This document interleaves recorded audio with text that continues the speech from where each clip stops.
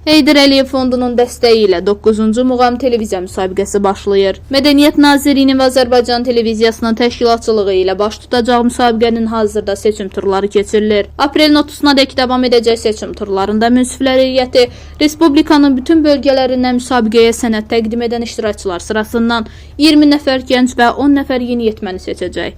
Münsiflər heyətinin üzvləri arasında xalq artistləri Arif Babayev, Mələk xanım Əyyubova, Mənsum İbrahimov, Nəzakət Teymurova, Səkinə İsmailova, Sərdar Fərəcov, Vamiq Məmmədəliyev, əməkdar mədəniyyət işçisi İlqar Fəhmi təmsil olunurlar. Mayın 13-də start götürəcək 9-cu Muğam Televiziya müsabiqəsində yaşı 8-dən 30-a qədər olan yeniyetmə və gənclər iştirak edəcək. Yaşı 14-dən 17-yə qədər oğlanlar səs dəyişikliyi dövründə olmaları səbəbindən müsabiqəyə buraxılmır. Müsabiqə 2 yaş aralığında 8-16 yaşında yeniyetmələr və 16-30 yaşında gənclər yarışacaqlar.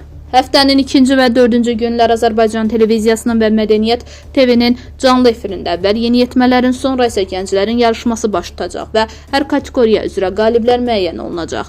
Müsabiqə iştirakçıları klassik və müasir Azərbaycan şairlərinin qəzəllərini muğam şöbələri üzrə təqdim edəcək, həmçinin xalq mahnıları, təsniflər və zərb muğamları ifa edəcəklər. Avqust ayının sonunda isə 9-cu Muğam Televiziya müsabiqəsinin final konsertinin keçirilməsi və qaliblərin mükafatlandırılması nəzərdə tutulub.